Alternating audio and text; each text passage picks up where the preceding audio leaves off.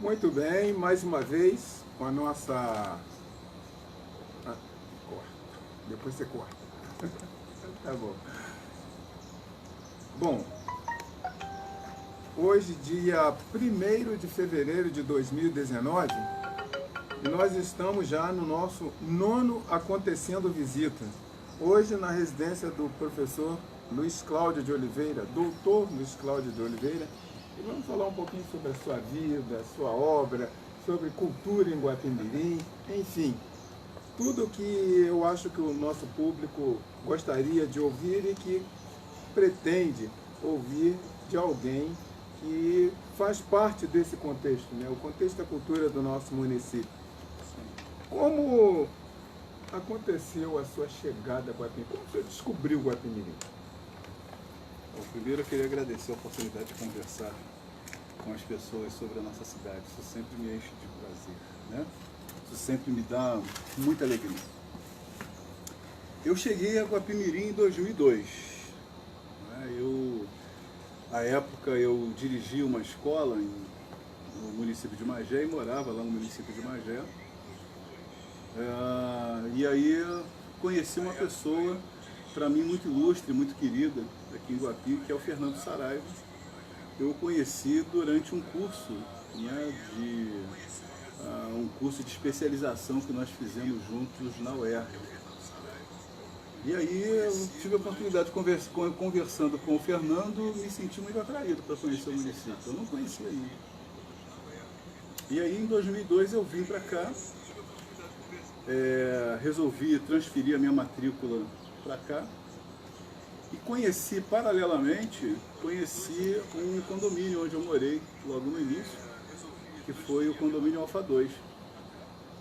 E aí eu me encantei pela cidade, eu achei que eu não tinha mais nenhum motivo para pensar em qualquer outro projeto, né, com a minha família que não envolvesse Guapimirim. Foi assim que eu cheguei a Guapimirim, me instalei e passei a ter uma vida, digamos assim, politicamente envolvida com as questões, né, da cidade, uma vida profissionalmente envolvida, né, trabalhando junto, inclusive, com você no Alcino Guanabara, né, conhecendo uma parte muito grande desses meninos e meninas que estão hoje aí na cidade, na condição de alunos e alunas. E é claro, desde o início, como é uma coisa que tem muito a ver com a minha trajetória, né, eu me interessei por entender um pouco mais a dimensão cultural da cidade. E qual foi esse entendimento? Eu percebia que a cidade ela tem uma riqueza patrimonial, material muito grande, muito grande. Eu me lembro que quando eu conheci a Casa Bernadelli, né, e o Museu Von Martins, né, que ficam muito próximos, quando eu conheci esses dois patrimônios, eu fiquei muito encantado. À época, a Casa Bernadelli ainda tinha mais vigor, né, do que tem hoje. Percebi que o patrimônio ambiental é isso que, né, já se cantou em samba enredo, né, que se fala recorrentemente sobre essa beleza paisagística da cidade. E a coisa que me chamou mais atenção por conta da minha trajetória, de ser sempre envolvido com movimentos sociais, é o que eu estou chamando também de patrimônio cultural imaterial, que são as pessoas, com a sua capacidade de produzir representações sobre a vida delas, a vida do município, representações sobre a sociedade brasileira. E aqui eu conheci várias pessoas, vários artistas, fomos trocando ideias. Uma das artistas que eu tenho o maior carinho, que eu conheci logo assim quando eu cheguei, é a Fabiana Khaled, que era aluna nossa, né, lá no Alcino Guanabara.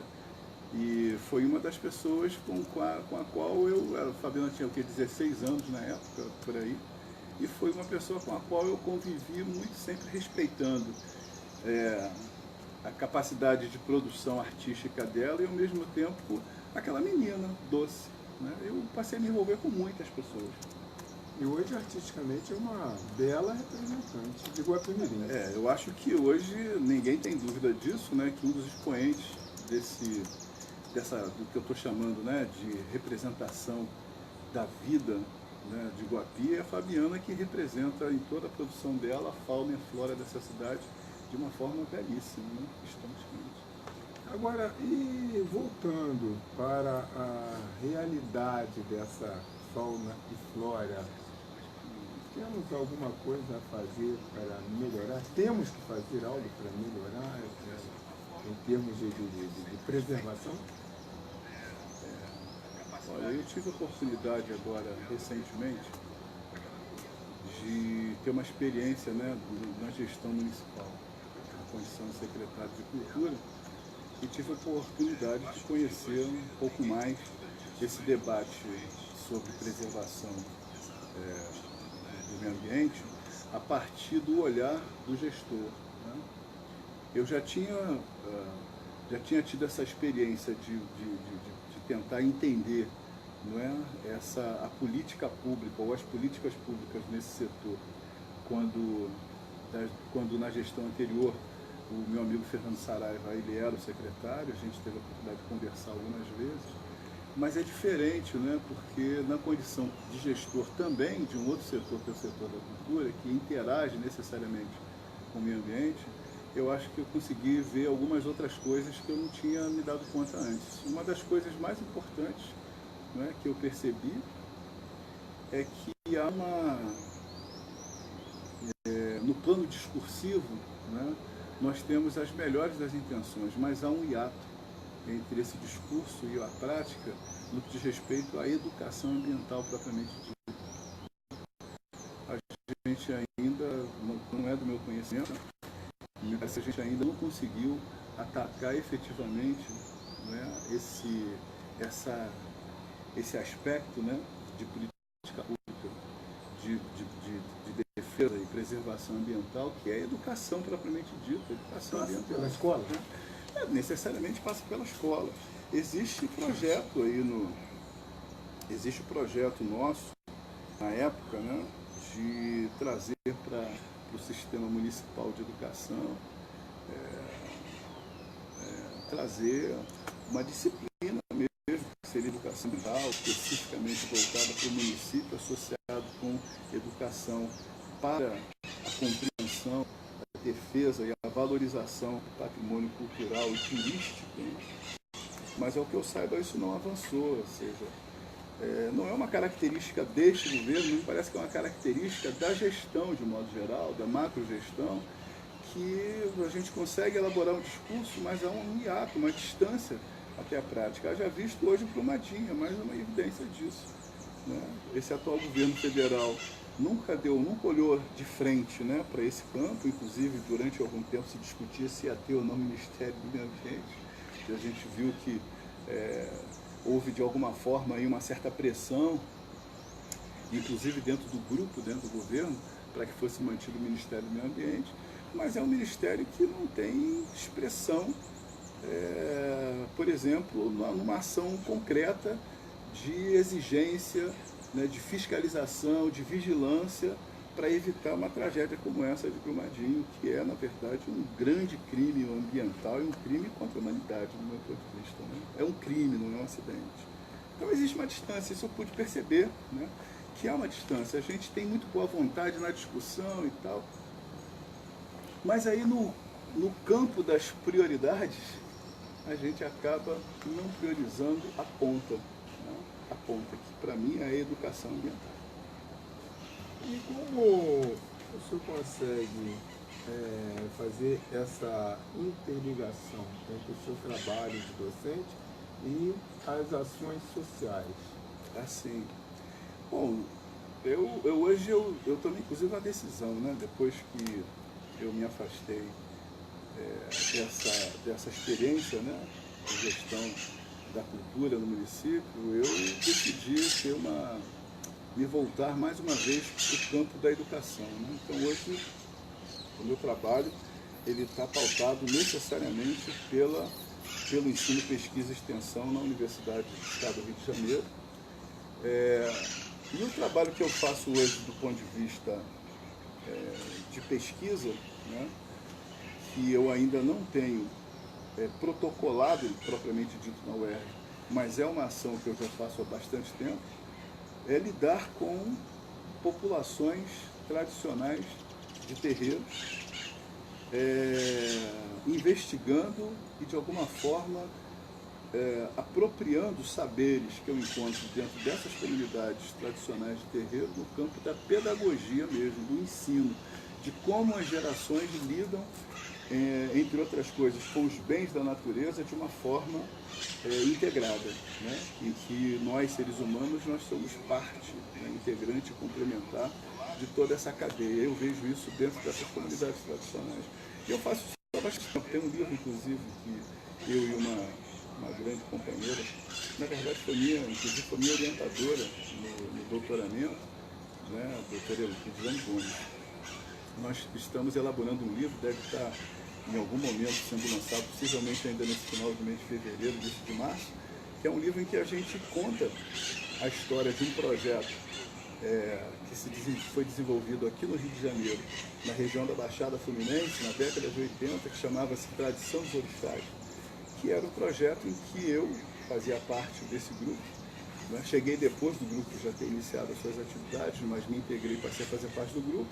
A perspectiva era como fazer com que essa perspectiva civilizatória existente dentro dos terreiros fosse assim vista pelas próprias pessoas que estão dentro dos terreiros, e que aquilo que é resguardado, preservado, né, do ponto de vista ainda das culturas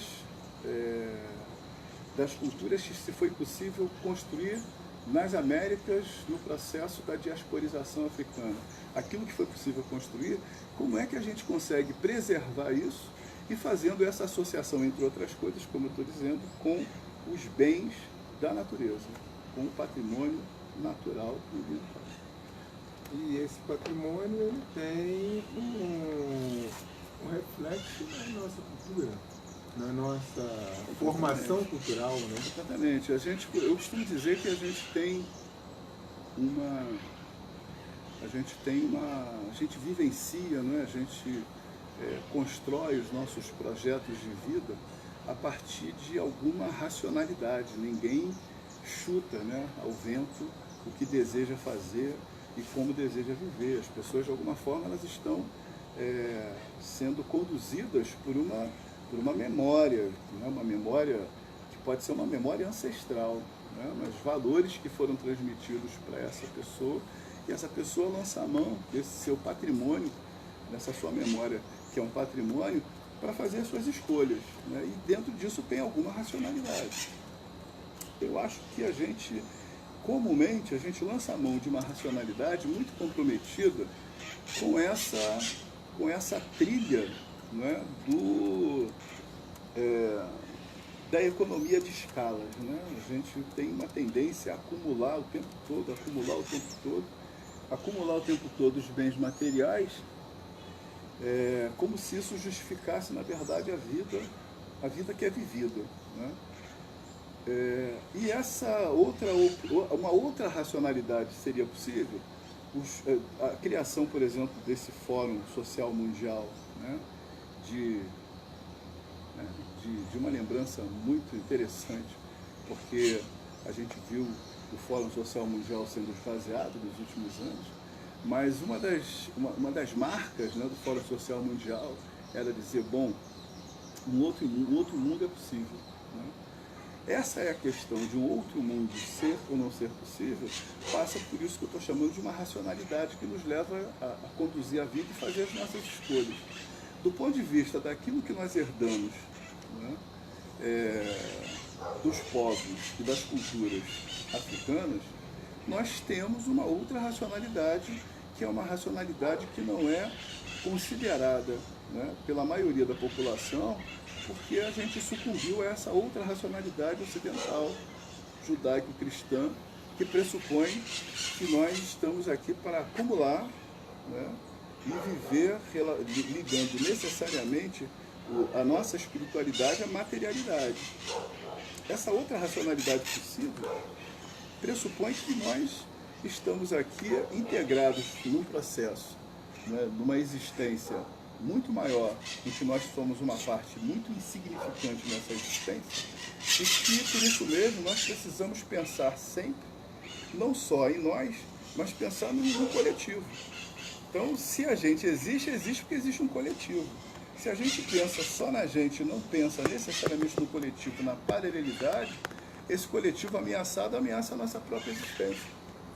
Então, nós precisamos olhar para nós da mesma forma que nós precisamos olhar para o mundo da mesma forma que olhamos para nós. Eu sou porque, afinal de contas, tudo isso aqui é.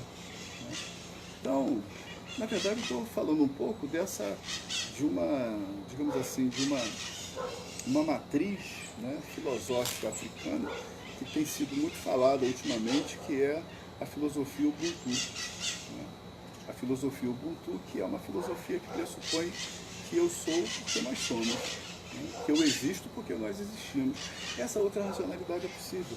E eu não tenho dúvida que dentro desse espectro, né, existente nas comunidades tradicionais de terreiros, mesmo quando as próprias pessoas que estão ali naquele espaço não vivenciam isso de uma forma racional, vivenciam na prática. Porque não se pode fazer mal, desejar o mal para quem quer que seja, ou para qualquer bem da natureza, porque esse mal se volta contra a gente. Tem algum tempinho aí, faleceu a mãe Estela, né, que é uma Ialorixá importante na história na história da formação, né, do século XIX para cá, dos terreiros, das comunidades terreiros no Brasil. E a mãe Estela, ela eternizou uma frase, que ela dizia exatamente assim, né? Você precisa ter respeito a uma folha que seja, porque quando a gente mata a folha, a gente mata o orixá. E se o orixá é uma representação do todo, a folha que seja, ela é absolutamente fundamental. Você não arranca uma folha sem pedir licença a essas forças que de alguma forma regem a existência sua e da folha. Então acho que isso é uma coisa que tem profundidade e que a gente pode discutir isso com as pessoas, né, nas comunidades tranquilamente, porque isso informa uma outra racionalidade possível.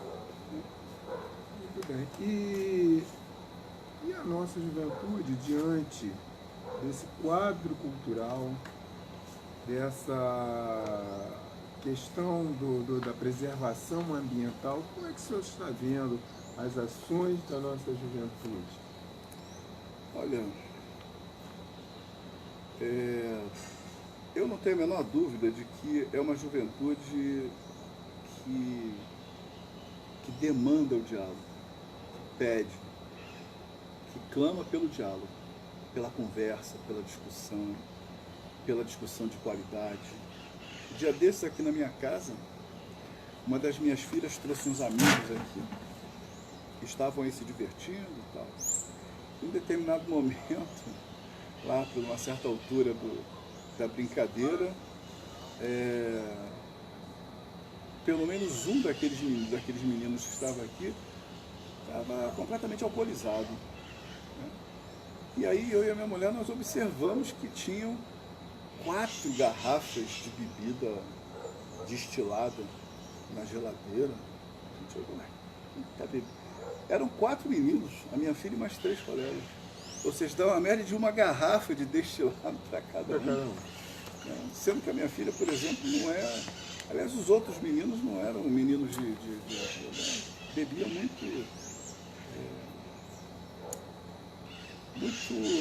socialmente, né? Mas, de qualquer maneira, 4 garrafas de destilados.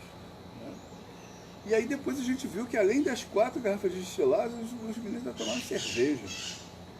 Então, aquela beberia, sabe? Eu fico pensando, por quê, né? Por que a molecada precisa dessa experiência, né? E aí esse menino que ficou completamente alcoolizado, depois nós ficamos pensando, caramba, é um garoto que os pais, quando trouxeram aqui, fizeram 1000 recomendações, né, sobre a importância de cuidar do menino e tal. Mas o menino é um menino que não é a primeira vez que ele vem aqui em casa, é um menino completamente desorientado, né? Eu acho que iguais a ele, tem muitos dos nossos meninos e meninas que vivem assim hoje, né? Eu sou de um tempo, eu tenho 59 anos hoje, eu sou de um tempo em que a nossa juventude, logo no início, né, antes de chegar ainda aos 20, era uma juventude que gostava de usar droga, né, de álcool, né, que gostava de muita música barulhenta. Mas quando a gente olha no retrovisor, eu pelo menos quando eu olho naquele círculo, né, de pessoas, né, ligadas a mim, quando eu olho para elas e olho no retrovisor, eu percebo que as pessoas têm, no mínimo, uma responsabilidade social na ponta. E a percepção que eu tenho dos meninos e meninas hoje é de que os meninos e meninas eles estão longe de ter esse sentimento de se sentir responsável pelo mundo que vive. Tem alguns caras aí, alguns caras que estudam juventude, né, e juventudes no plural, melhor dizer assim, porque são várias juventudes, né? Tem gente que estuda juventudes e costuma dizer que há uma juventude muito dependente, né, das chamadas cyberculturas, né? Uma juventude que está ligada, né, no mundo digital de tal maneira que acaba produzindo uma visão muito individualizada, né, do mundo, né? O sujeito passa a ter uma orientação muito focada em si mesmo, né? E é como se ele se bastasse quando ele pega aquele smartphone e vara as redes sociais para chegar a qualquer lugar do planeta, né? E que essa individualização, né, que é diferente do individualismo, é uma individuação, né? Melhor dizendo, uma individuação, que isso acaba criando um quê de solidão muito grande. E aí entra o álcool. Aí o álcool seria talvez uma boa saída, assim como outras drogas seriam boas saídas para essa solidão, né, que oprime, né, que escraviza essa gurizada. Agora, a gente não pode falar quando eu falo que é plural, é porque essa garotada não necessariamente é a garotada que está na alça de mira da violência estatal e da violência urbana de modo geral. Tem vários dados estatísticos que mostram que existe uma juventude de meninos e meninas, negros e negras nesse país, que são vítimas preferenciais das ações violentas do Estado e, portanto, das ações violentas, inclusive, da criminalidade. Mas são dados estatísticos alarmantes, que mostram aí algo em torno que meninos que têm entre 15 e 24 anos, meninos e meninas negros, são preferenciais e são os que mais morrem nessas situações de ataques violentos, né? Cerca de 70% das mortes violentas praticadas contra essa faixa de juventude entre os 15 e 16 aos 24 são exatamente os meninos e meninas pretos, pobres e de periferia. E isso nos traz a Guapimirim, porque em Guapimirim você tem exatamente esse quadro.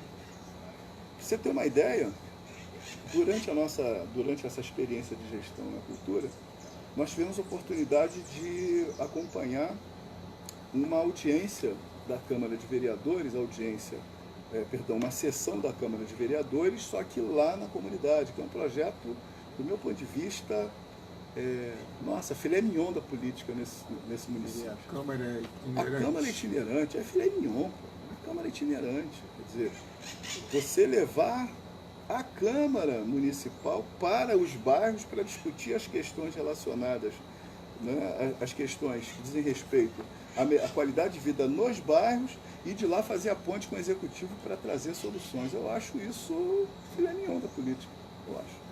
Nos velhos tempos que eu conversava com meu amigo Manuel Figueiredo, quando nós sonhávamos com o mandato, no caso o mandato do Manuel, nós sempre dissemos isso, que isso seria uma ação nossa concreta, né? De ir para as comunidades. E é essa visão que eu continuo tendo, e é essa visão que eu tentei implantar, inclusive na Secretaria de Cultura, de ir para as comunidades. E naqueles lugares onde o poder público tem muita dificuldade de chegar. E onde estão esses meninos? Bom, eu dizia da experiência da Câmara Itinerante. Uma sessão da Câmara Itinerante ali no Cadete Fabres, né, que é um bairro que fica bem próximo ali de Parada Modelo, indo no sentido Friburgo, eu me emocionei muito quando um dos moradores disse exatamente assim: nós ficamos muito tristes de ver os nossos meninos, né, os nossos meninos aqui da comunidade assaltando no ponto do ônibus. E eu dizia, caramba, um projeto de cultura, né, que tem essa ideia de levar a ferramenta ou as ferramentas da cultura para esse lugar, para abrir esse diálogo, para abrir essa conversa, né, para explorar esse potencial artístico desses meninos, esse é o projeto. Na verdade, a gente não conseguiu implantar, a gente implantou muito parcialmente, porque muitas dificuldades, né, as prioridades são tantas e acaba que essa não foi uma prioridade, infelizmente, que a gente não conseguiu implantar. Mas o meu sonho, desde quando, há muitos anos atrás, eu falava desse projeto da década de 80, Tradição dos Orixás, que a gente percorria terreiros, o meu sonho sempre foi sair do gabinete e ir para a rua, ir lá nas comunidades, abrir a discussão lá. E quais são as ferramentas que eu me refiro? Essas ferramentas artísticas. É o teatro, é o violão, é o violino, é a roda de capoeira, né? Nós temos um presidente que agora deve estar sendo substituído o mandato dele, o presidente do Conselho Municipal de Cultura, que é o Paulo Menezes, o Paulão, o mestre Paulão do Congo, que ele conta uma história que é muito, muito, muito original e que sensibiliza muito. Quando ele diz, eu era garoto, morava na favela, muitos dos meus amigos eu perdi quase todos, e eu me encontrei exatamente na capoeira. A capoeira transformou minha vida.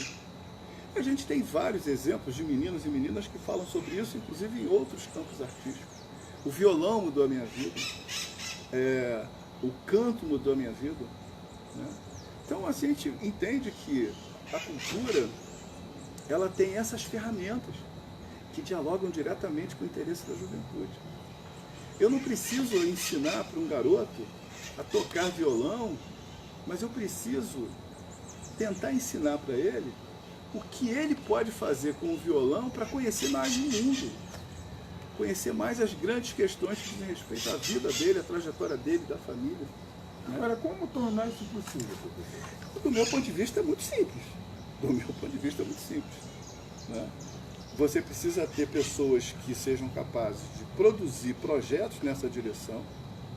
Você precisa ter profissionais qualificados que compreendam essa dimensão política da arte, a dimensão política da arte. E eu estou fazendo uma distinção mesmo, porque uma coisa é a arte como entretenimento, né, que promove o riso frouxo, né, o riso digamos assim, impulsionado pelas realidades, independentes do questionamento dessas realidades objetivas. Por exemplo, a gente pode rir de homossexuais? Pode. A gente pode rir da pobreza? Pode. A televisão, a gente está careca de ver esses programas horrorosos, né? Eu me lembro daquele programa, né? Aquele programa... Zorra. Não, o Zorra Total melhorou muito ultimamente, mas o Zorra Total mesmo, eu me lembro de um quadro sobre o Zorra Total. Tinha um quadro que uma mulher negra, desdentada, era objeto do riso e da piléria o tempo todo. Você pode rir disso? Pode. Mas esse riso chegava aonde? Né? Agora, você também pode rir, né? Você pode rir de uma situação como aquela, mas não exatamente reforçando aquele estereótipo de uma mulher preta, pobre, desdentada. Mas que traga uma reflexão. Você traz, necessariamente, você pode rir de uma situação em que ela está enfrentando o mundo. Ela está enfrentando a discriminação que pesa sobre ela. Né? Quer dizer, então, seja através do teatro, do humor, seja através dos instrumentos, né? Da percussão, da roda de capoeira, que você pode contar a trajetória toda da capoeira, que é belíssima, né? E você contar a história do Brasil através da capoeira, e quando eu falo contar, é contar encantando. Né?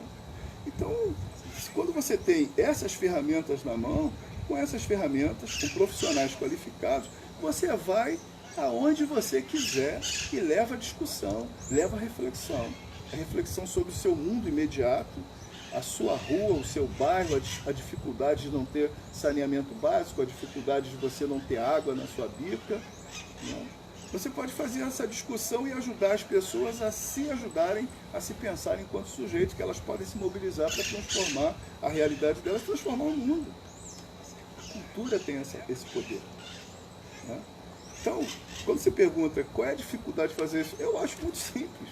Eu acho que você precisa ter alguém que seja capaz de compreender esse universo com uma boa dose, né, de compromisso ideológico, e é bom falar essa palavra porque está em demodê diante desse novo governo, que se diz que não tem que ter, né, que faz uma pregação contra comunistas, contra socialistas, marxistas, uma bobeira, uma estupidez danada, como se a gente vivesse num mundo de comunismo. Agora, concepção ideológica. Né? Você tem que ter um ideal. E o seu ideal tem que ser um ideal que esteja comprometido com a transformação do mundo para trazer melhor qualidade de vida para a população. É você trocar o seu tempo por um trabalho que resulte na qualidade, na melhoria da qualidade de vida das pessoas. Qual é a dificuldade de fazer isso? Mas tem que ter o querer político. Sem compreender isso, não dá para desejar isso. Sem ter essa compreensão, não tem como desejar. Se você não compreende, você olha e acha que é balela. Que nada, isso aí é... Imagina, bota vamos fazer uma aula de violão ali, e aí o garoto aprende a tocar. Resolver o problema. O garoto aprende a tocar as músicas do Roberto Carlos e as músicas do Biquíni Cavadão, e está tudo certo. O que interessa é ele aprender a tocar, a dedilhar as cordas. Eu não quero que um garoto aprenda apenas a dedilhar as cordas. Né? Quando a gente olha para a história do Bob Dylan, né? História belíssima, Bob Dylan, que foi um cantor e compositor, né, norte-americano dos anos 70, né, que foi estrela nos anos 70, o Dylan, por exemplo, tinha isso. Né? Era um cara que aprendeu a tocar gaita, aprendeu a tocar violão, mas tocava gaita e tocava violão pensando no mundo. Que, aliás, é uma coisa que a nossa juventude está muito carente hoje, né? De transformar a arte num instrumento de pensar o mundo. Né? Muito bem. E o seu trabalho na Secretaria de Cultura, o que fica para o futuro de Guapimirim? O senhor acredita que algum projeto que o senhor deu início, estava em construção, ele pode ser retomado? Acredito que sim. Primeiro eu preciso dizer para você o seguinte, olha, eu cheguei aqui nessa cidade em 2002. A primeira coisa que me ocupou aqui na cidade, na escola, com os meninos e meninas, com os alunos, foi tentar compreender a história política da cidade. E a história política da cidade associada ao parlamento, Câmara Municipal.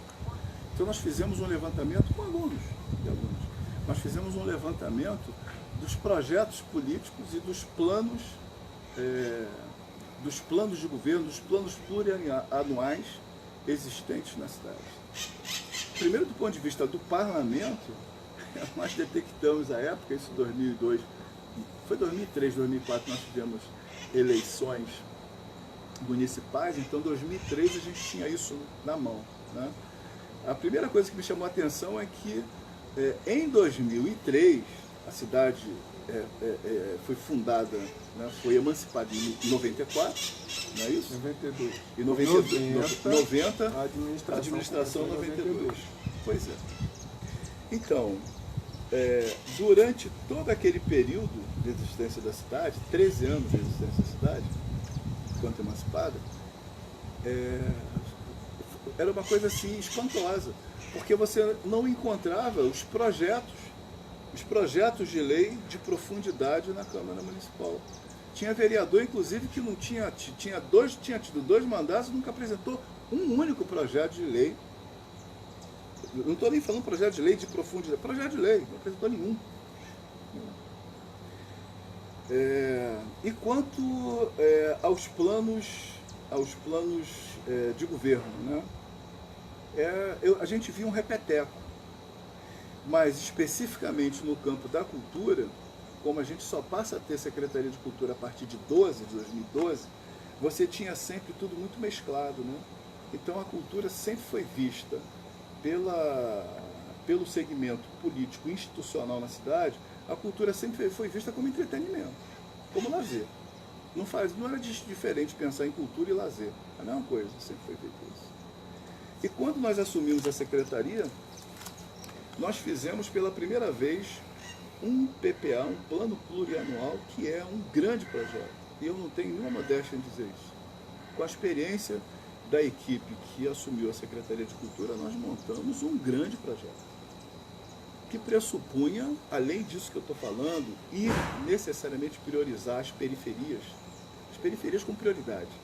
Além de priorizar periferias e juventude, né, com um projeto, por exemplo, que é aquele projeto que a gente chamava de Abraços na Praça, A do verbo haver, né, Abraços na Praça, que é um projeto simples, que era reproduzir algo que já tinha sido feito aqui, que é o Cineclube.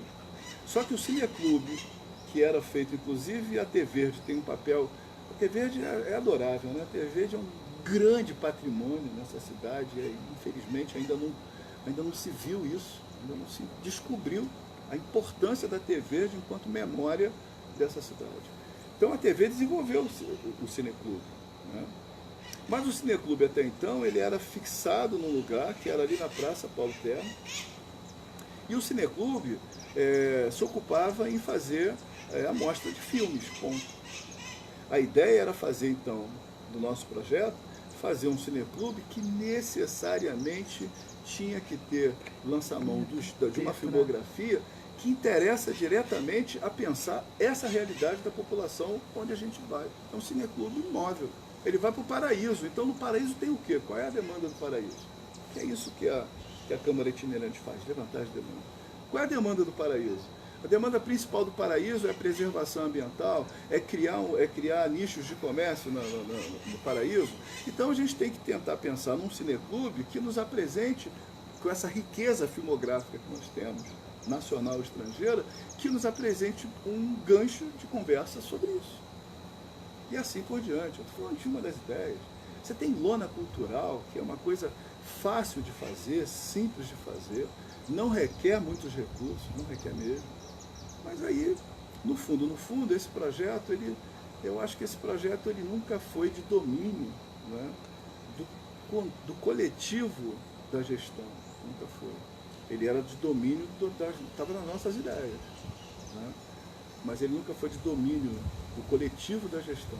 Né, e aí talvez por isso a gente tenha hoje um plano plurianual que eu acho grandioso. Espero que o próximo secretário, a próxima secretária de Cultura, ou que a secretária de Cultura interina hoje, né, que possa lançar a mão desse material, que foi feito com qualidade técnica, e tocar aquele projeto, que é um projeto muito legal. Bom, isso é um aspecto, que é a questão da ação imediata e direta, né?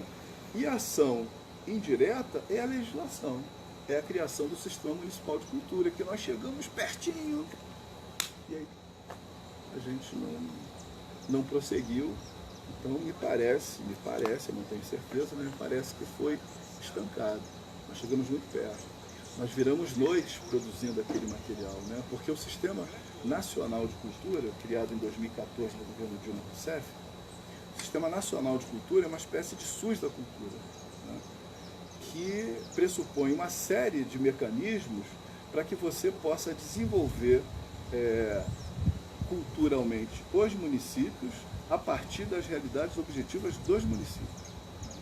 Então você tem o Sistema Nacional de Cultura, que abriga os sistemas estaduais de cultura, que por sua vez abrigam os sistemas municipais de cultura. Então é uma espécie de SUS cultural, né, que vai nessa cascata.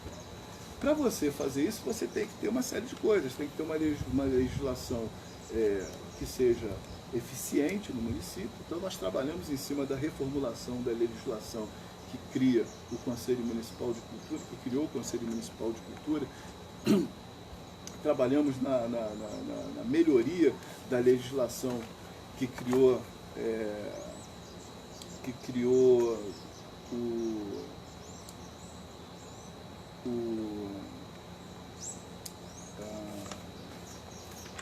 Estava em condição também a lei municipal de cultura, sabe? Então, eu estou falando justamente da lei que cria o Sistema Municipal de Cultura.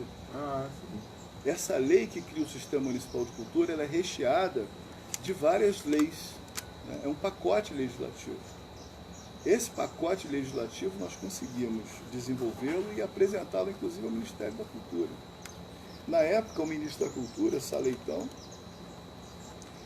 recebeu com muita deferência o material que a gente tinha feito, encaminhou, um dos seus principais assessores veio aqui a Guapimirim, nós tivemos a oportunidade de conversar juntos, andamos pela cidade, mostramos as nossas demandas, e a partir dali a gente realmente acreditava que essa legislação a gente teria condições de dar um salto fundamental a partir de 2019 com essa legislação aprovada.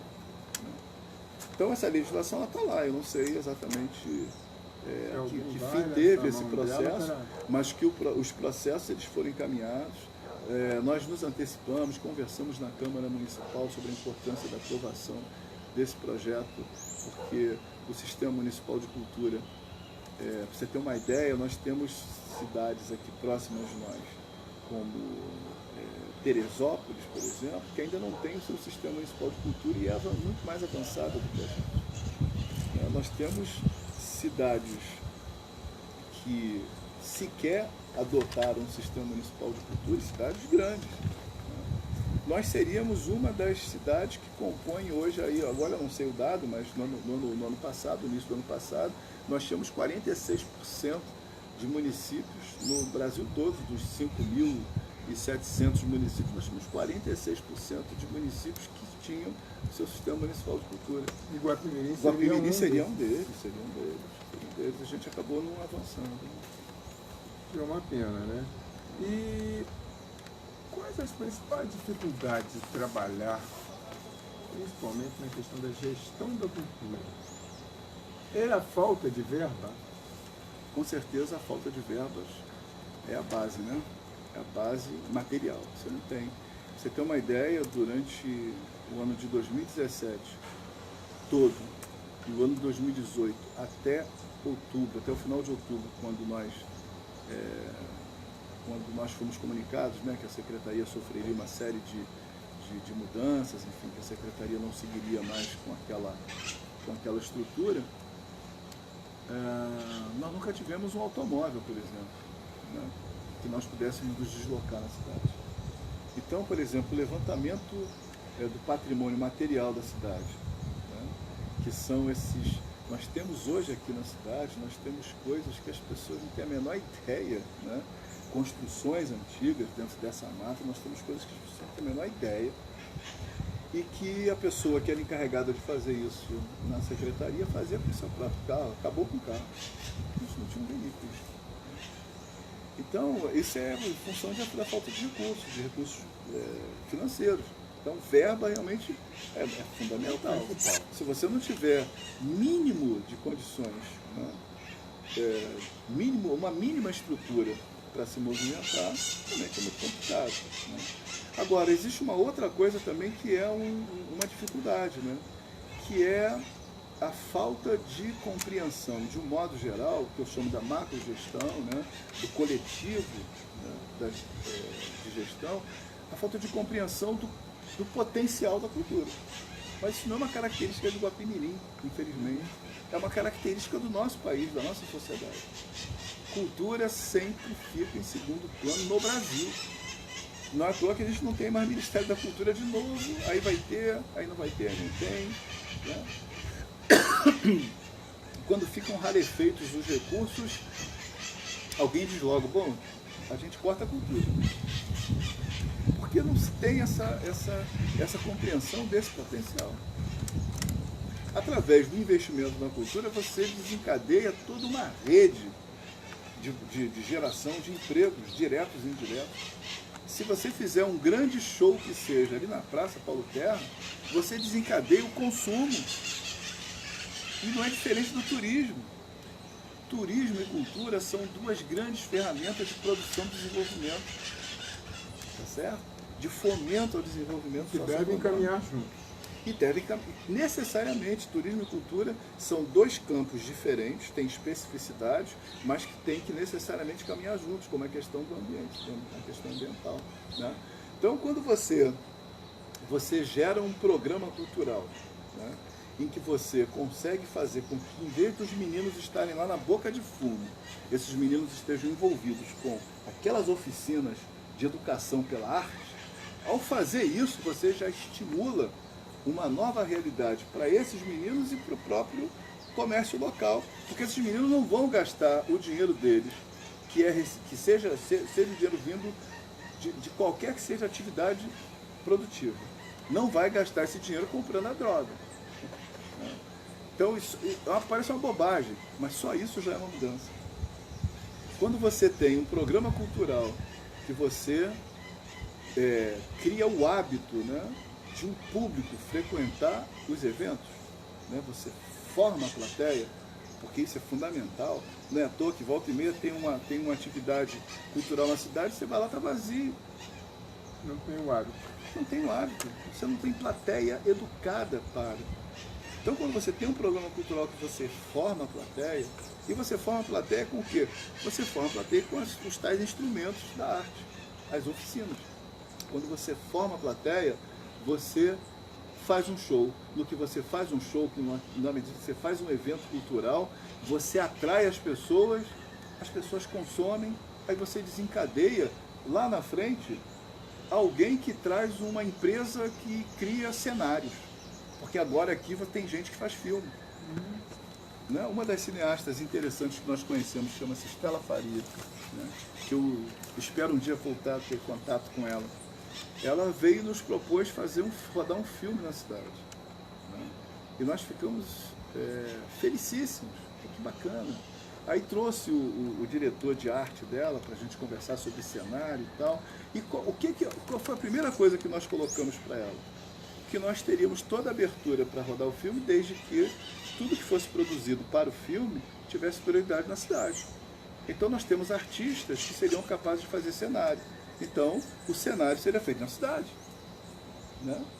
Quando você cria um ambiente propício ao desenvolvimento cultural, você necessariamente cria um ambiente de produção, de mercado, né? Para que a gente possa impulsionar o desenvolvimento econômico, socioeconômico na cidade. Então, é bobagem pensar que cultura é gasto. Cultura é investimento. É investimento no ser humano, é investimento para mercado. Mas isso está evidente para as pessoas que têm a boa vontade de compreender isso. Né? Tem a boa vontade de procurar compreender isso. Porque tem gente que nem sequer, o cara não quer nem ouvir falar. Não, esse negócio que dá dor de cabeça, porque é gasto. Essa é uma característica da nossa sociedade. O Brasil tem esse traço, né? Qualquer tipo de atividade tem que ter retorno político, né? Senão... Mas isso dá retorno político, aqui o próprio político não sabe disso. Você imagina, rapaz, a gente sai andando por esses rincões todos dessa cidade, vai lá para dentro daquele interiorzão lá de Vale das Pedrinhas, que tem lugares de Vale das Pedrinhas que você fica se perguntando, eu estou em Guapimirim ainda? Né? Você vai para esses lugares e mantém contato com a população. E leva o que eu estou chamando de oficinas de educação pela arte para você lidar principalmente com a juventude. Você leva o circo, você estabelece o contato e a conversa permanente com essas pessoas, faz com que promove nessas pessoas o desejo de resolver os seus problemas, independente de ficar esperando o chefe político chegar. Quando você faz isso, você ganha dimensão política, pô. Óbvio, óbvio. Você ganha dimensão política, as pessoas passam a te respeitar. E político, inclusive, se for o caso, político partidário. Porque as pessoas passam a te respeitar. As pessoas entendem que você é uma pessoa dedicada e que você não está lá para entregar um tijolo na mão dela, mas você está lá para entregar para ela o anzol. Para pescar. Para pegar o peixe fresco. Pois é. E uma frustração. Eu costumo dizer que a gente sonha e tem que sonhar mesmo, né? Sem sonhos a gente não faz nada, faz muito pouco. A gente tem que sonhar. A vida toda eu sempre sonhei. Mas a gente não pode só sonhar, né? Porque se a gente sonha, não realiza, a gente se frustra, né? E a frustração, a depender do tamanho, do impacto, acaba estancando a vontade de sonhar, né? E aí você vai para o marasmo. Então é claro que tem frustrações, né? Tem frustrações. Uma frustração minha na vida profissional, por exemplo, foi ter percebido muito depois de muita experiência, né? Ter percebido muito depois que a formação que eu sempre... Eu vim para o campo da educação em 1998. Em 1998 a gente estava vivendo uma crise de paradigmas, né, muito forte, muitos paradigmas, o muro cai, um monte de coisa acontecendo. Os partidos comunistas, eu sempre me identifiquei, né, com a filosofia, a teoria do socialismo, do comunismo, né, um comunismo revolucionário. Eu acho que tudo isso foi se desfazendo e aí foi gerando frustração. Então eu entendi que o lugar onde essa frustração ela poderia ser aí sim estancada era a educação, era a sala de aula. Então eu me preparei para vir para a sala de aula e vim para a sala de aula. Só que eu demorei para perceber que a sala de aula na educação básica realiza muito, porque você lida com adolescentes, principalmente. Realiza muito.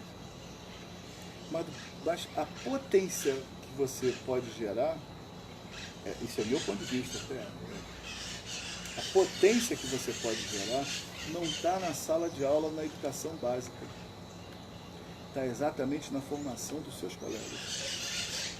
Porque uma dificuldade que eu sempre tive, muito grande, era de fazer com que os meus colegas, professores como eu, se apercebessem de como a gente pode fazer uma educação para a liberdade. Uma educação que não está amarrada nos projetos formais e não está amarrada nos conteúdos formais, né, propostos pelos conselhos de educação. Isso é uma visão minha. Claro que eu posso ter que equivocar. Mas quando eu me dei conta disso, de que a potência está na formação exatamente do professor, e do aluno, mas do professor, aí eu fiz esse movimento de sair da educação do ensino básico, né, da educação básica, e ir para a educação superior, né, para o ensino superior. Então acho que eu demorei muito a fazer isso, né. Agora, hoje eu vejo que essa demora, ela trouxe uma compensação, né? E aí a frustração ela fica mediana, ela fica suspensa. Ela traz uma compensação, que é a experiência que eu adquiri no chão da escola. É essa experiência do chão da escola que faz a diferença no meu trabalho no ensino superior. Faz a diferença, né? A gente perceber, porque eu trabalho no departamento de formação de professores, né, da Faculdade de Educação da Baixada Fluminense, né, que é a UERJ que a gente tem aqui em Caxias. A UERJ faz esse trabalho aqui em Caxias, faz esse trabalho em São Gonçalo, né, são faculdades de educação, são unidades fora da UERJ Maracanã, fora do campo de Maracanã. E, portanto, lida com uma população mais específica, mais próxima daquele convívio lá naqueles bairros, na Baixada Fluminense, no caso de Caxias. Né? E aí, quando você está diante daquele pessoal que vai fazer pedagogia, matemática, enfim, geografia, você está diante daquele público, que é um público que eu, de alguma forma, lidei aqui, né? Isso traz uma compensação, porque essa experiência ninguém tira. Esse handicap, ele é formidável para você ter um desenvolvimento que você supõe, né, que você está cumprindo melhor a tarefa. Então, no campo profissional tem essa frustração, sim. E uma grande alegria. Uma grande alegria? Rapaz, eu acho que hoje eu me sinto muito feliz e muito realizado quando eu vejo a qualidade das conversas que fazem os meus filhos. Eu tenho 4 filhos. Meu filho mais velho tem 27 anos. Kamal. O Kamal, depois de andar para um lado e para o outro, está formando em economia esse ano. Hoje ele faz um treininho na Agência Nacional de Petróleo. Tem 2 filhas gêmeas. A minha filha Naira, que é essa que recebeu vocês aqui, que é uma empreendedora de mãos cheias. Outro dia ela estava me convidando para fazer uma aula comigo, né, sobre produtividade. Ela faz hoje um MBA no IBMEC, depois de ter feito tecnólogo em projetos gerenciais na UF, né? E ela me convidou para uma aula. E aí eu descobri que, na verdade, a minha filha é fantástica, porque ela tem o domínio, que eu sempre disse, quando a gente tem domínio sobre o que a gente estuda, sobre o que a gente lida, a gente vai a qualquer lugar, né? Então eu fiquei muito feliz de ver o desempenho e falei para ela, cara, você tem que vender essa sua... Isso não é uma aula, isso é uma palestra sobre produtividade. De grande qualidade, tem que vender esse serviço, né? E aí fico feliz, ela hoje está training também numa empresa aqui de marketing aqui em Teresópolis. A minha filha Blanche, cientista social como eu, né? Graduei em Ciências Sociais, hoje tem um canal no YouTube muito festejado, né? Com, não sei, 60 mil seguidores, não sei exatamente, mas não, são dezenas, né? Dezenas, centenas, enfim, são milhares de seguidores. E tem uma discussão muito legal, né? A Blanche tem uma discussão muito legal sobre escrita criativa. E eu vejo a Jamila, que se encantou com o curso de guia de turismo aqui na cidade e foi fazer graduação em turismo com vistas a seguir nesse campo. Mas eu dizia, a gente falar da gente, falar da família, a gente acaba sendo... Já é uma grande alegria, quando tem uma família... Mas quando eu vejo essa molecada com a capacidade que eles têm de discutir os grandes temas, de discutir racismo, de discutir feminicídio, né, de discutir política, macropolítica, de discutir conjuntura política, esse momento que a gente está vivendo, que é um momento de muita ansiedade no país. Quando eu vejo isso, eu fico muito alegre, fico me sentindo muito realizado. Acho que uma grande alegria hoje é a minha própria família, é perceber a minha companheira, uma pessoa imensamente dedicada a Vânia, né, que você conhece, imensamente dedicada também a esse curso de turismo, né, que a gente sonha fazer ter uma empresa nesse ramo, que presta serviço aqui na cidade. Então essa é para mim uma grande alegria. Muito bem. Eu gostaria agora, professor, o senhor, olhando para aquela câmera, deixasse a sua mensagem à juventude de Guapimirim e também a todos aqueles que estão nos assistindo nesse momento. Ser jovem é muito bom. Ser jovem, velocidade na ação, isso é muito bom. E a gente só tem uma oportunidade na vida, né, para ser jovem. A gente é jovem durante um tempo e depois, por mais que o espírito da juventude ainda permeie as nossas ideias, as nossas ações, o corpo já não é mais jovem.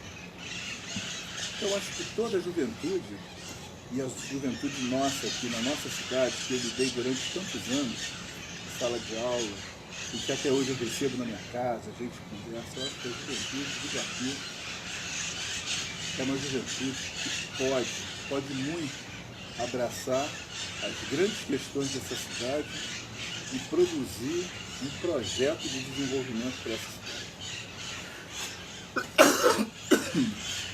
Eu não estou falando abstratamente, não. Eu acho que a nossa juventude tem a potência de realizar um projeto de desenvolvimento para essa cidade que passe necessariamente pelas condições éticas. Porque uma vez eu ouvi de uma pessoa aqui na cidade, um político aqui na cidade, dizer para mim assim, desculpa, Luizão, que a gente precisa nessa cidade formar quadros políticos. E a gente não forma quadros políticos se não for para a nossa juventude. Eu acho que é isso. Eu acho que a nossa juventude hoje pode acreditar nesse potencial que é a juventude que vai encontrar um projeto ético de desenvolvimento para a nossa cidade a curto e médio prazo. Essa é a minha estima. E assim nós finalizamos mais um Acontecendo Visita, agradecendo aqui ao professor Luiz Cláudio, que nos recebeu na sua residência, ao som das maricacas, para essa conversa bem informal, esse bate-papo, trazendo aí muitas informações para toda a população de Guapimirim e agora do mundo, através do YouTube. A todos, muito obrigado. Até sexta-feira que vem com mais um Acontecendo Visita.